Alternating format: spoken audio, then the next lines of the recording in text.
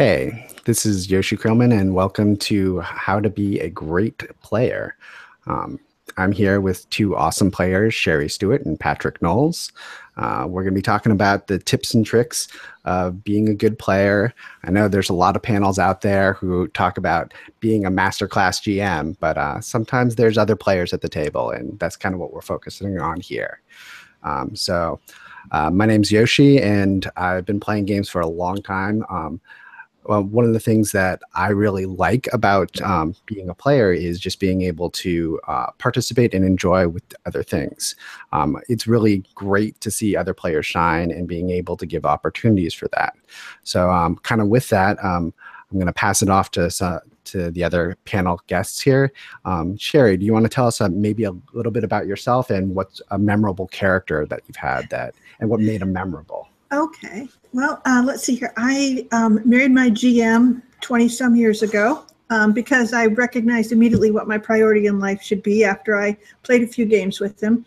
And so since then, I've been playing and playing and playing. And the last few years, we've been playing online with people. And this last year, joined the Gauntlet, have a chance to play so many more games and systems and meet so many more players, and it's been a fabulous growing time.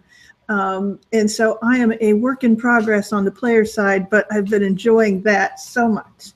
And I had to say my favorite character was one that I made up. I came up with this dumb name and it just popped out, and I said, oh, the name of my character has to be Rudapest Soul Run. And as soon as I said it, I felt like an idiot, except that all the other players like took it and ran, and it was a whole thing of like all their names were all boring and everything.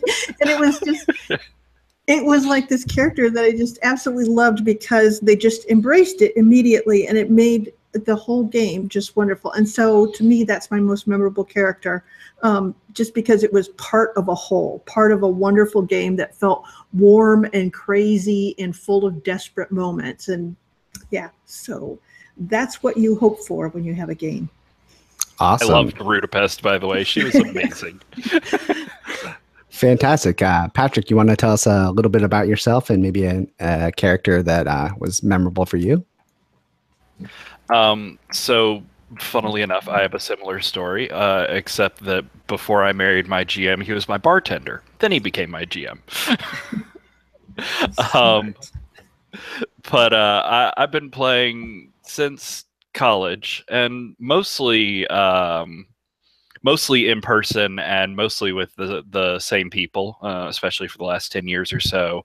It's a lot of people I went to school with and some local friends and things like that. And we tend to have really long-term campaign games that go in the like 6 or more year range. But my husband and I, we joined Gauntlet recently, 6 months ago, so something like that. And it's been great just getting to interact with people and getting exposed to a whole bunch more games than a gaming lifestyle where you play 6-year-long campaigns allows you. Because that's great to dig into one game, but not really to try all the new things that have come out in the years since you started. But also just to get to play with new people who do things that I don't expect and have experiences that like I hadn't even thought of to bring into games has been really great.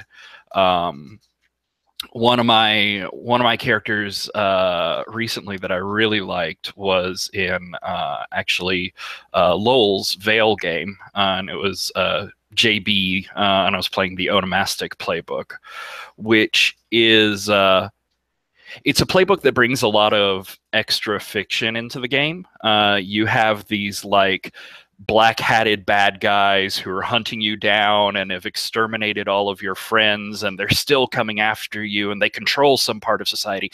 It's a playbook that brings a lot of weight into the story and sort of shifts things from what other people may be expecting when they come in. But in this particular case, Lowell and the other players even more so, they ran with it during character creation.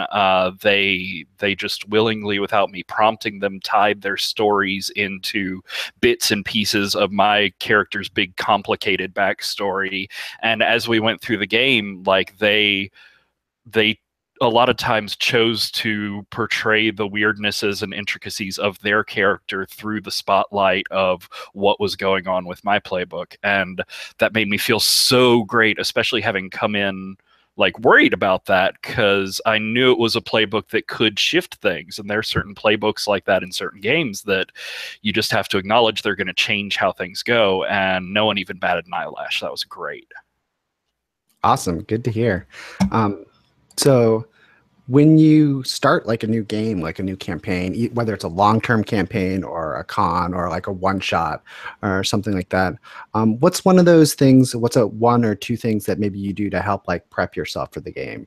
I know for me personally, one of the things that I like to do is just look for character portraits. So like I have like some Pinterest pages or Google images and stuff like that that kind of give me like a visual image that I can kind of like tie something to. So like it gives me an idea of what the character is. Even if I don't know anything else, it gives me something to start off with that I find interesting and helpful for myself. Sherry, what about yourself?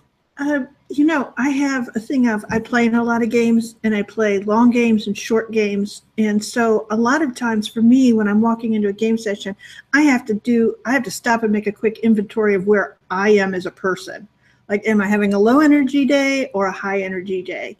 And then I kind of set my goals for what I'm walking into based on that. So if I'm going into a long-term learning game and things have been happening, then maybe I have to, like, I don't know, read up and kind of recall what all the things are that are happening and all that stuff. But if I'm going into a one shot, and then it's, do I need to know the system? Do I have the energy to know the system? Or am I going to play, you know, real light and take this, you know, the simplest character? So I do a lot of self-inventory before I do that. But yeah, pictures are awesome, aren't they? They really help you bring a character together fast. How about yourself, Patrick? I wanted to say, Sherry, that's super clever, because I rarely do that sort of introspection, especially like if I'm running home to get to a game or something like that. And there have definitely been times I find myself in the middle of a session like reacting badly to what's going on, and it's because I didn't sit down and like untangle what I was going through beforehand and got into some sort of like tense situation with another character. Then it goes weird places. I definitely need to start doing that. What I tend to do personally, especially if I'm coming back to a game, whether it's, you know, like a short campaign of just a couple sessions or whether it's something longer, is I try to choose one of the other characters, ideally like someone that I haven't had much interaction or story with thus far. And I look at our relationship and what's happened between us, and I try and imagine how I want to move that relationship forward in some way, whether it's like making it more positive or whether it's making an antagonistic relationship even more so, or whether it's just like completely flipping what's going on its head. And I try and imagine one scene that might come up, or one sort of interaction that might come up in the game that would sort of move things that way. And that way, even if the game session never goes anywhere near to that sort of scene I imagined, it gives me something to base off of, so that when we get to somewhere that's sort of close, or somewhere where that idea could slot in, I have a sort of planned conception of like, oh, okay, here I want to get in right now and press this button real quick before the story moves on to something else. And it's I like keeping things shifting that way. Cool. Kind of along those lines of keeping things shifting with players, because you mentioned like tying it with the player. Do you talk with them and like out of character, like, hey, I have this idea for this thing that we could do? Or is this more like of an in-character type stuff?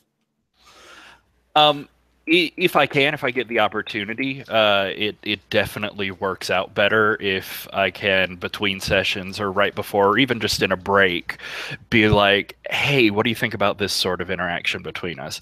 Because especially online where you can't give a lot of subtle cues and have some side chatter, I find that when I just try to naturally steer the story that way, like it fails almost more often than it works. And that ends up leaving me frustrated. So yeah, I've definitely started to try and think along the lines of, like, if I have something clear in my mind, I need to make it clear in at least one other person's mind so that I have an ally in moving forward with that story. Awesome, good. But you bring up something great, and I think we can maybe shift to this. Is like there's both online play and like face-to-face play. How does that kind of like what the setting that you're in, whether it's a loud convention hall, somebody's living room, or like an online game where you can be still in your PJs and be all right? Like, how does that change how you approach the game? Sherry, what about you? You know, I found that online gaming, I love it because I get to play with so many different people, but I also hate it because I'm playing with so many different people and all I can see is this little square over their face. I can't get any sense of their emotional space, their sort of all of their other interactions.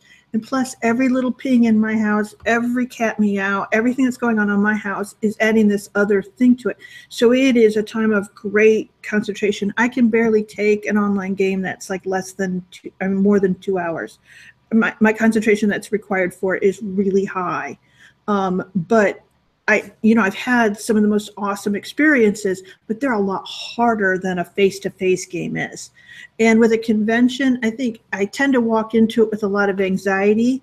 So for me, it's definitely a lot of going, just because it's getting there, everything's fast, there's a schedule, it's moving. There's a lot of personalities that you kind of maybe know, maybe don't know, that you probably should know. All of these. So I had that sort of okay, talk myself into it. Again, I'm very much have to work through my sort of comfort level, and I very much have to decide what I want out of that game that I've chosen at a convention. Sometimes I'm going in to try the system. Sometimes I'm going in to sit with those people and play with them, and that's a kind of different thing that you're doing when you go in there. When you're playing the system, you're choosing something that's going to help you test it and try it and experiment with it, maybe a little bit more than, but also maybe if it's brand new to you, like the first few times I played a Powered by the Apocalypse game, I had to go with a super neutral character so that I could just kind of blank out everything else and go, what is the system doing? What am I supposed to be doing as a player in this game? So, you got that. And with conventions, you're more likely to hit that this is absolutely new to me situation. Cool. How about yourself, Patrick? What are some of the things that you change?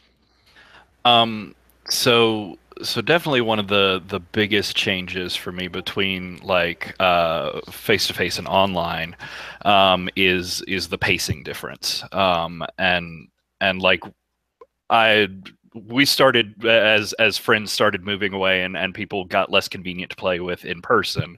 We started playing around with online stuff in our home group a long time ago, to the point where we started on a business conference phone, trying that, and there's so much more intentionality and slow pacing that you need to do in online as opposed to in face-to-face, where things can be a lot more spontaneous and it's okay to talk over someone because people can still understand what's going on and things like that. Another thing is part of what Sherry was talking about there with just being able to read people or not being able to read people online. I've seen a couple of great people in the Gauntlet. I think like Rich Rogers stands out to me the most as sort of making sure that you give reactions that can be seen in that tiny little box on the bottom, and making sure that at times when you would just like quirk an eyebrow or just go, huh. You instead do something like big and over the top so that your point gets across without you having to cut in vocally and stop what's going on. And it really does make a difference. Like when I see motion down there on the bottom and I look down and someone is like, or they're like, yeah, clapping, or just whatever they're doing to what's going on, or especially if I'm the one that's doing it, like suddenly it gets that camaraderie and that we're in the same space feeling across. Whereas so much of online play, and especially I feel like Apocalypse World channels into this a lot, ends up in being serialized one-on-one conversations. It's just you and the GM having a private conversation, and then we shift focus and see how this other person and the GM react to that private conversation and continue like that. Where with that sort of body language and with bringing in other players, you can make sure to break up that sort of monotonous feel.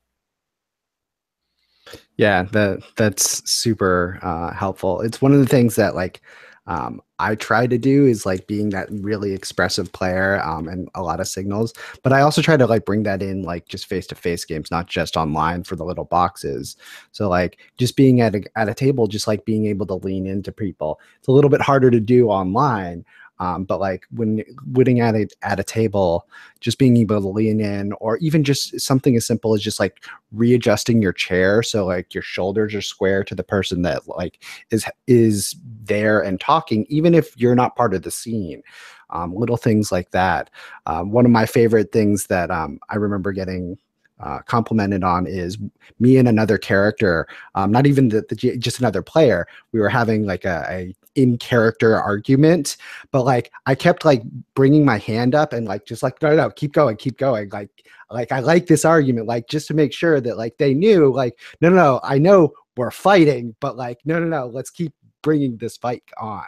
So all those things and anything you can do. I know this little box here makes it sometimes hard, but and like exactly what you're saying, being over expressive sometimes really, really helps with that. All right. So we got a couple of questions. So Adam Goldberg from the Discord says, how do you work on passing spotlight without necessarily working with the GM or DM here? So like, what are some ways that maybe you can like recognize other players who maybe who want a little bit more spotlight, and what can you do as a player to help with that? So like, I know for myself, things that I've noticed is a little bit of what we were just talking about of like, hey, I noticed that so-and-so wasn't really participating, is I'll turn my chair and my shoulders to them and ask them a question of like, hey, do you want to like go with, even if it's out of character question, it'll be like, hey, my character's going to go do this thing. I think it'd be really great. You complement the thing that I'm missing on this thing. You want to come with me to do this. So that's one thing that I do. Sherry, do you got any tips or tricks for that? Yeah, I think one of the things that I try to do is actually with that explicitly going, okay, I'm going to do this thing, and even my character recognizes that I need you to help me. So it is very much that sort of thing of going, okay, so here's my explanation. I'm going to talk at you really fast. I'm going to drag you into this, whether you want it or not, and then we can have that little bargaining scene or whatever, and then we're off to the races, hopefully. There's always my hope.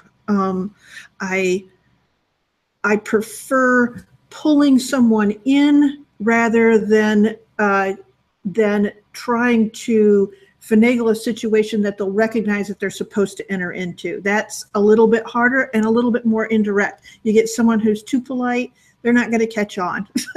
and it's just because they're being polite, not because they're not smart. It's that they're going, oh, this is, their turn. So that's awesome. That's about all I got. Cool. Patrick, do you got anything else? As far as like recognizing that someone else maybe needs some more engagement that they're getting, I think going back to that, granted limited view into body language that you have, but the nice part about these little online windows is that they focus just on someone's face. So it becomes really easy to tell if someone is like staring in, reacting at the right time, engaged, or whether you see like the side of their face or the top of their head a lot, or if they look like they're obviously like looking through different things, and if you can see them start to disconnect from what's going on, that's a great sign that it's been too long since someone talked to them. And so along with, like Sherry was saying, of bringing people in, which I do think is the smoothest sort of way, rather than you trying to physically shift the scene that when the GM isn't expecting it, like trying to bring someone else into the scene is the smoothest way, I think. And one thing that I've been trying to do, because this definitely falls under the banner of things I'm not great at, is not make complete solutions. You know, one of the things that like hits that button in my brain for role playing is solving the complicated thing, or seeing how we can use our resources to approach this particular problem. But recently I've realized that can be a problem sometimes, and to try and moderate myself to where I intentionally come up with flawed or incomplete plans, where I say, like, I've got this seed of an idea and maybe we could go this direction. Hey, you Sherry, why don't you come in? What, like, I share this sort of half idea with you. Can you help me figure out these holes that I can't get past? And even if like I'm in my brain going, well, I know I do it this way and this way and this way, it brings in someone else and gets them talking and interested in what I want to do, and B, it makes what I was going to come up with more complex and more interesting than if it had just come out of my brain alone. Awesome. Yeah, that's good to hear. That sort of dovetails into a question that Adrian Toon was asking in the Discord. He was saying that, what are some tips that you can help with yourself to avoid like backseat GMing? And this is not just for a GM, I would say, but also like playing somebody else's character or another GM when you might be thinking, oh, I would know how I would do this. You're talking, Patrick, about asking questions and like letting them lead on things. What are some other ways that maybe you can help move the story and get people incorporated and keep them together without necessarily overstepping any bounds or anything like that? Sherry, you got some ideas? Well, you know, I have a GM that I know super well, and I know all of his tells. And so when I hit a new GM, that new GM is confusing to me very often the first time. I'm like listening for the word that means that thing or whatever, and I'm not hearing it. So, and there is a sort of thing of going, well, why isn't he doing this thing that my husband always does, right? And so actually what I do is I actually spend a lot of time being the kind of goofy person at the table that asks questions. It goes, okay, so I want to do this. So how do we do? And I have the GM talk me through. At least I get an idea of what they expect is supposed to happen or how it goes. Because I think it is really hard to be familiar with games and play games a lot and not go, oh, there's a different way to do that. Of course there is. There's a different way. So you gotta try to figure out how the two of you cross paths. Does that make any sense? So ask questions, let them answer it, and in your question, try to say, this is what I want to do. This is my intent. This is how I'm hoping this will happen. If you give them the arc of your intent, then they at least have something that they can guide their answer by instead of trying to guess what you want from them. Awesome. Great advice. Patrick, do you have anything else you would like to add? I know you started it off sort of. Just in the idea of similarly like modeling with questions there, I think that's a great idea to sort of lean into sticky points in the system and figure out how this new GM is going to react. I also like, especially during character creation, trying to point some characters or questions at the other characters as well, as people are sort of settling into their characters, and I come up with something that is like, hey, I wonder how this particular aspect of their character falls out. Like, I'll try to slip in a player-to-player question there that's like, well, what does this mean for your character? And I think one of the ways to avoid like backseat GMing there, because that definitely falls under the staying engaged at the table and just being a good play environment. But to avoid like the backseat GMing, I really try and after that bite down on my tongue and not do like the natural follow-up questions to their response. I try and just lay out sort of a seed of my interest and see where that goes, and not try and steer the whole conversation myself. Yeah, I know that same sentiment of trying to bite your tongue at those questions and letting them answer. I feel you on that one. But along those ideas of like character creation, when you're like either banking a character for your a one shot or a long term game, or even just like selecting a character from like pre-gens at a con or something like that. What are some of the things that kind of like draw you to certain characters, or what are things that you look for, and how do you like maybe? What are some of the reasons? Like, I know for me, I usually like to look for things like flaws or like personality quirks or things that sort of match what me personally, are like, so that I can kind of like lean into them to make an interesting character. Sherry, what are some things you look for? Okay, so I'm a trad player from way back, which means that I am a problem solver, right? And there's a inclination that I have that is that by the end of a long campaign, I will be great at everything. So my thing is now when I pick a character, I come up with a character concept, I make sure that I am a character with a hammer. And that's all I've got. I've got a hammer and I use it for everything to get myself, a solution and into all kinds of trouble. And I think that in that way keeps me from over the length of time, whether it be short or long, stepping on anyone else's territory in that sense of competency. But the other thing is that it gives me a joyful, antical way to succeed and fail and make it very clear. And even if I am problem-solving driven that day, and some days that's all I kind of could pull together, that's what I'm doing, and I'm doing it badly and well at the same time. So, if I'm not sure of anything else, if I don't know the system, I'm definitely going for the character with the hammer. Sweet. That's awesome. I love that mentality. Like when all you have is a hammer, every problem's a nail, but it makes some other really interesting problems.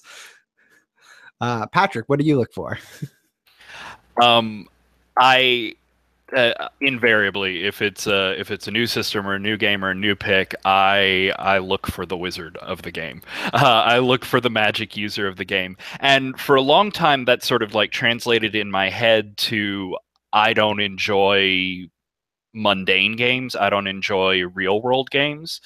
And I've sort of come to realize over time that what I really like about the wizard or the magic user is I like the character that takes a look at the conventions and normal rules of society and the laws of physics and the way everything works and just says, nah, not for me. And just goes another way. And that sort of realization has let me see the wizard in pretty much any system you go to, because he's hiding there somewhere. There's a character there that wants to just cause chaos, touch the things they shouldn't touch, and set things on fire with their mind. Whatever that translates to in your game, there's something there, and those are the ones that draw me first. Cool. All right, so both of you guys play in a lot of long-term games, something that I haven't done a whole lot of recently. I used to a long time ago. But when you're dealing with those long-term games and characters who develop over a long period of time, how do you feel about maybe like when the characters becomes uninteresting to you, switching characters up and changing things around? This question comes from, again, Adrian Toon, about changing characters midstream and things like that. What do you feel about that? And do you have like procedures or things that like maybe you talk about stuff with other people, like the GM and so on? Sherry, you want to give us your thoughts?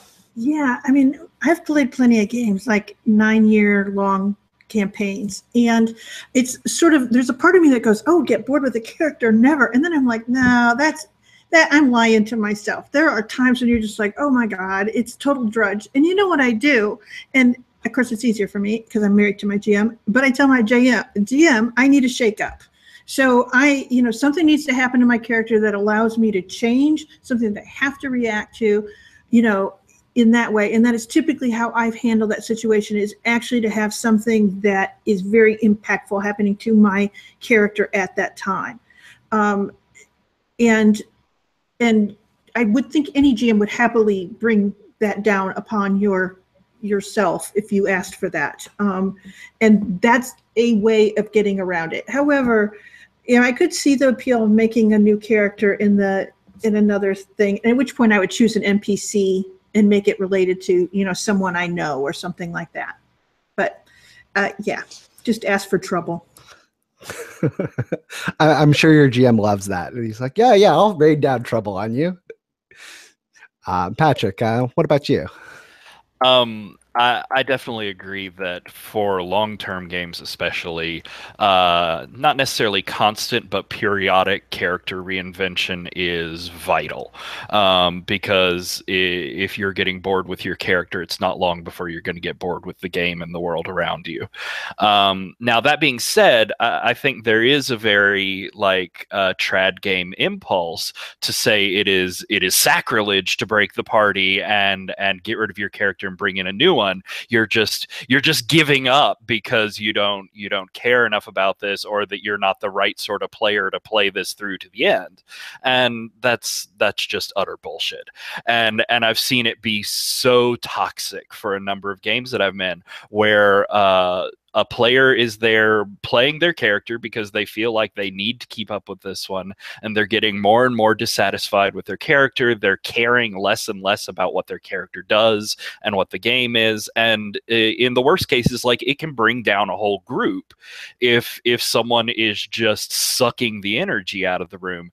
And in every case where that has happened, and then the person eventually broke down and decided to change their character, it's just been like a reinvention. It's been like life is shot back into the game and them, and everyone is happy and laughing. So it's such a bad impulse. If you are playing a long-term game, the idea is that this story, this campaign, this setting is interesting. It doesn't necessarily have to mean that your one character makes it all the way from the end to from the beginning to the end. You can highlight different interesting parts of the storyline by moving to different characters. And if you are unhappy in a character, just get out. Change over.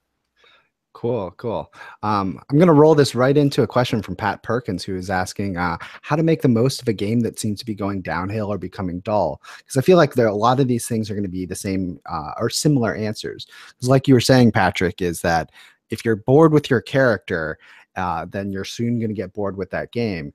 And just like you were saying, Sherry, is just ask the GM to rain down trouble on you and see what comes out. I feel like it's going to be the same thing with the game. Maybe you feel like you're getting bored with the game, but maybe it's that you're bored with the character, and maybe you want to introduce some more chaos or shift things around, or do something like that might kind of make your character change and react a little bit differently to the session that's going, or the game that's going on.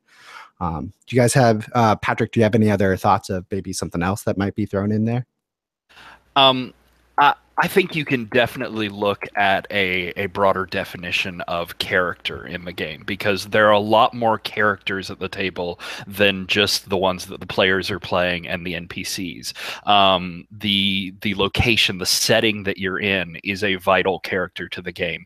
The genre and sort of preconceptions that you're playing with are a character to the game. And just like reinventing or changing to a new player character can be important for you as a player, I think shifting up the background conceptions of the game can also breathe new life into it. Like if you've just been going through a long battle-laden adventure slog for the last 6 months of this game, that's fun for a while, but eventually it just becomes boring to wash the blood off and go do it again.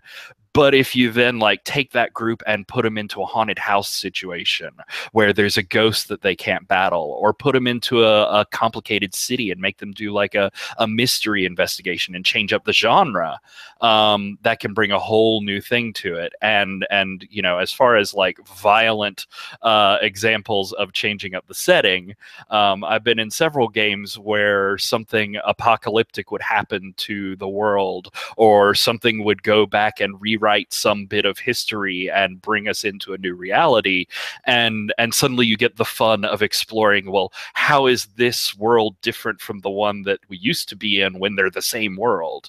And I think that can bring a lot more energy back into things. Cool. Yeah, yeah. Good ideas. Sherry, how about yourself? Here's the thing is I've been in campaigns that seem like a slog. And just the thing is, the first thing you do is you have to go, why does it feel like a slog? Is it a slog, or is it like I feel dissatisfied with something? And so I've kind of brought a slog to the table. Once you work through that, have a conversation with your GM. Or just always, it's going to be always the answer. Talk to the people you're playing with. Talk to your GM. And it sounds so simple, but it's so easy when you're playing and you're kind of caught up in that game and in your character and in your obligations in that group, and you forget that it's another person that's sitting there that wants to be having a good time and wants everyone else to be having a good time. And sometimes the GM is suffering under that slog too. They're thinking that they have to do this sloggy thing from step A to step C instead of just flashing forward to the scene. And so it's that kind of thing of every once in a while everyone gets in a rut. It may not just be you feeling it, it might be the GM too, but not sure how to articulate it. So think about what it is that's making it sloggy. Talk to your GM, talk to the other players, whatever, but just sort of get it out there, and chances are things will change. Super on point observations. Yeah, Awesome. It's embarrassing the number of times I've been in a game where everyone was unhappy with element X, but continuing with it because they thought everyone else wanted it. Yeah. Along those lines is like, what are some of the things that like you see in GMs or other players that like you really love that like, oh, that was a really cool thing. Like, what are those interactions or signposts or flags that you see that really help draw you in and make things interesting? Patrick, why don't you give us your thoughts? If it's another player, like, well, honestly, but the basic answer with if it's another player, if it's another GM, is I'm selfish and like seeing myself. So if it's another player, I tend to be the sort of chaos monkey of the party. I tend to go in and press the buttons you shouldn't press, and make fun of the NPCs, and just do generally things that you wouldn't expect.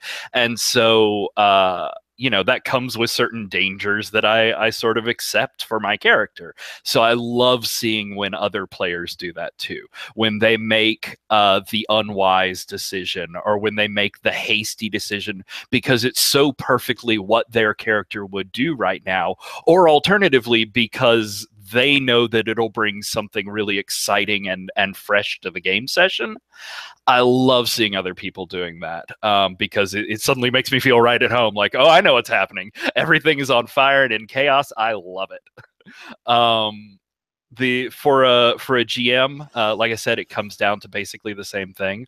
What really tells me that I love a GM and that they're engaged with me is when they remember something that my character did or said, like at the beginning of the session, or 3 sessions ago, or 6 months ago, and they bring it back in and make it relevant again. Like there's just that endorphin rush and that giddy little like, oh my fuck, someone else remembered what I said. So that's I like seeing myself. Yeah, no, that's good. That's awesome. Sherry, you got some thoughts to share with us? Yeah, I think I agree with everything Patrick said. And I'm going to add to this is that one of the things that I like seeing are other people super enjoying themselves. I mean, it's like you almost can't be too pleased and happy and enjoying stuff. I remember sitting down and playing with Magpie GMs. And like they all to a person, they are encouraging you when you say something like, yeah, that's good. Okay, so, and they're excited about it. And that's what I want. I want to be in that circle of excitement.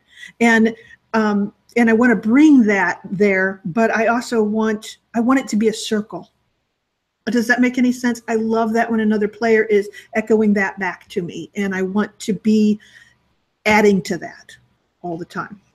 Awesome. Yeah, that totally makes sense. Sort of along those lines of like when you want that circle and not everybody is quite there, we talked about it a little bit, but like, what are some ways that you can help bring them into that circle? Maybe if they're a little bit uncomfortable, or if they're not, like maybe they're just out of step. What are some tips or ways that you guys can help bring those people into that circle? Since you were just talking, you want to go for it, Sherry? Yeah, sure. Actually, I ran into this at a convention one time where the GM was running a lovely game, and I would call it RPG cozy. You know, it was like one of those games where everyone has pets, and you're kind of good guys, and you're going to solve a problem, and you're heroic. And I mean, you could tell that from the character things in that. But 3 of the people who sat down at the table were from the D&D, you know, build your character to be optimal and a combat monster. It was completely outside of the thing. And it was like, I remember going, oh my. And the only thing they could do was model sort of enthusiastically that sort of that coziness and the joy and pleasure of that, and sort of actually walking over and being sweet about their monstrous wolf animal pets, you know, and being like, oh, who's a good boy? I mean, it was the only thing you could do is sort of pull them into that tone thing. And that was it. And, you know, it was just one of those things of, they were not bad players. They were players who knew that way of playing, and they simply were not ready for that.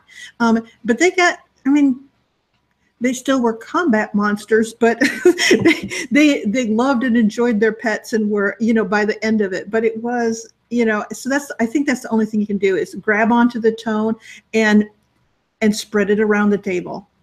If that makes any sense. Awesome advice. Yeah, no, that makes sense. Patrick, you got some other tips there?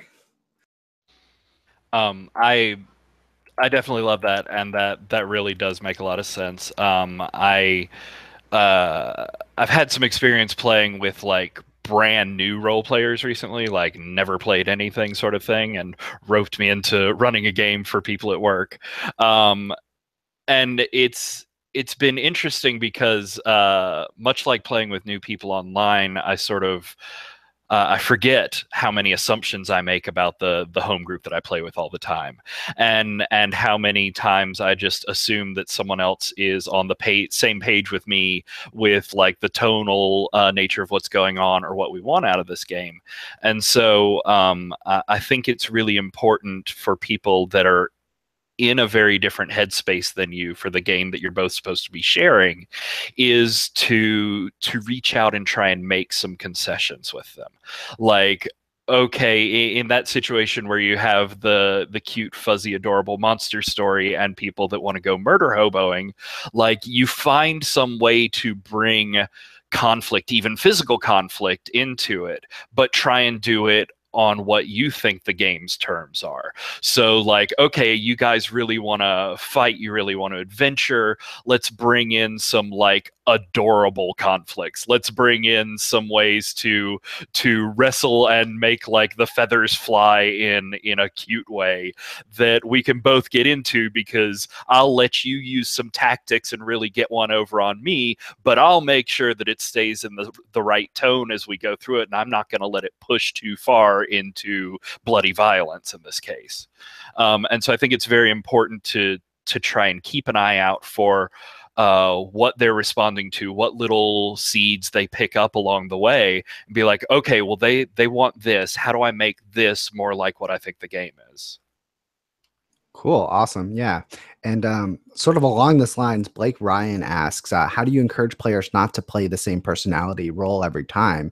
I can see that sort of playing with new players, as well as like, how do you encourage people to maybe branch out from what's a little bit uncomfortable to something that maybe is a little bit more adjacent to what the thing that they always are used to doing? What are some ways that you guys can help with that? Sherry, you want to give us your thoughts?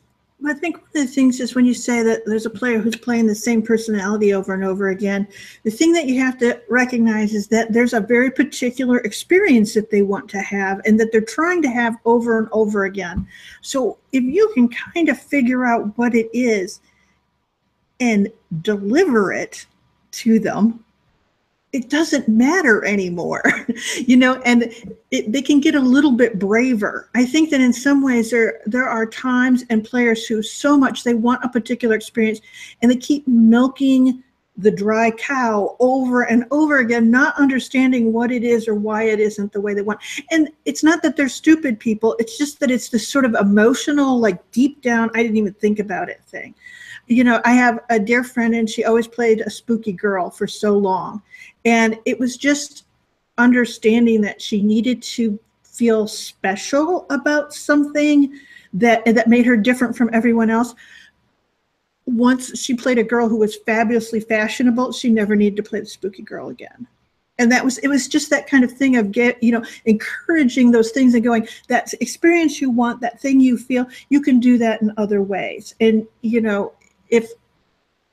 if you point out that they've got those things or play to them like they're those things that they want, that helps them move along. But it almost takes that as understanding what emotional experience they want.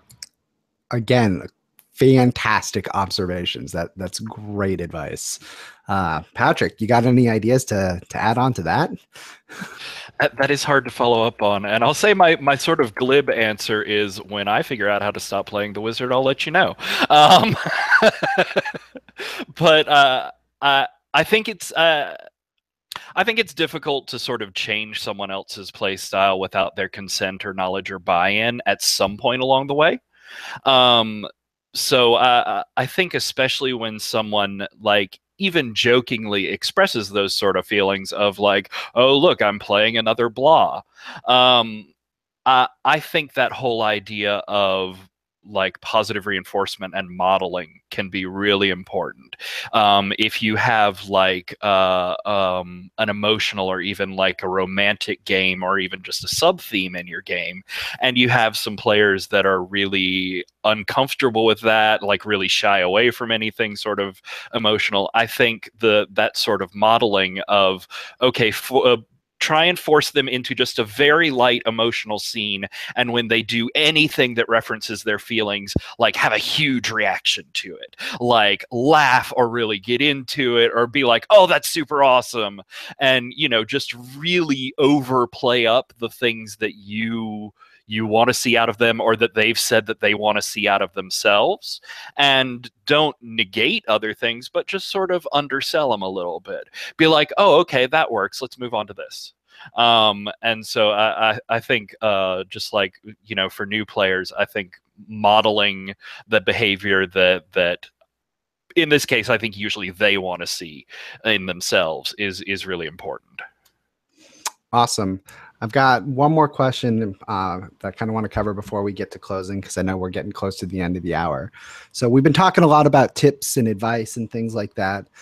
What's one piece of advice that is out there, you want to improve on, but you just keep working on it for whatever reason or another? Sherry, you want to give us some ideas? There is a whole just play your character, get out there, that sort of kind of the performance mode of playing a character that I feel led in. When I'm in a game, I don't know how I act. I just feel like I'm led in all the time. And I want to be more free. I want to say and be in that character, like be in it. And I'm still working there. I'm on this trajectory. Like I said, I started full trad, I'm optimized. My vampire will slaughter all other vampires, whatever. I was full on that. And I've moved more towards the story thing, but I am still a work in progress. And I keep trying. And, and you're always going to be a work in progress, right? So, but yes. So I guess the thing is just do what your character, I don't know what they would say, just trust your other players. Maybe that's it, is that I go, I am so out of kill with what I'm doing that I can't tell. But my other players are awesome, so it's always been a good experience. Awesome. Good to hear. How about you, Patrick? I think something that I definitely struggle with in games that I play in and games that I'm starting to run recently is And I think it comes from those years of doing like very traditional games and even more doing very long campaigns, is I have this instinct and love of like digging down into the minutia of a situation, or digging down into the minute by minute of a conversation, or like, how does this next hour play out in great detail? And it can be super fascinating, and it hits really great points in my brain where I'm like, this is great. But it's incredibly counterproductive in a lot of situations, especially Gauntlet style or online play where campaigns are short, or even if you're playing in a long campaign online, the way that being online breaks up your time slot is so limited sometimes that digging down into that can just leave you at the end of the session going, well, we almost made it through the 3 hours in game that we played in real time. Go us. And so that trying to pull myself up out of the minutia of the moment by moment is something that I'm definitely struggling with now. Yep. Good things to keep in mind. So I've really enjoyed this panel. I've had a ton of fun and found it really informative and really enjoyed talking with you guys. But when we go out, where can people find you guys on social media or other places or anything along those lines? How can people get a hold of you if they wanted to maybe play more games with you? Sherry, you want to give us a little bit of info? The Gauntlet is easy peasy. And I am on Google Plus, and I'm Ozamel or Sherry Stewart on Google Plus. Cool. Patrick, how about yourself? I'm on the Gauntlet a lot, both the G Plus channel and the Slack, and you can find me on G Plus under Patrick Knowles. I may freak out and hide under a rock if a stranger tries to get in touch with me, but I'm trying to moderate those impulses. Awesome. Yeah, good to hear. I understand that last sentiment. I was just at Big Bad Con recently, and somebody was telling me they heard me from the Mercy Falls podcast, like Pocket Size Play. I'm like, somebody else listened to that and recognizes me from that. But yeah, I'm the same way. So it was interesting. I'm getting over it a little bit. I'm also on Google Plus. I think I'm the only Yoshi Creelman there, so you can just find me there, follow me there. Also, everything, like, we all play in the Gauntlet, and so going to the Gauntlet's hangouts, finding things throughout the year, you can find us as well as many other fantastic players out there. So thank you guys for being on this panel, and thank you all for watching. A great time. Thank you very much. Thank you.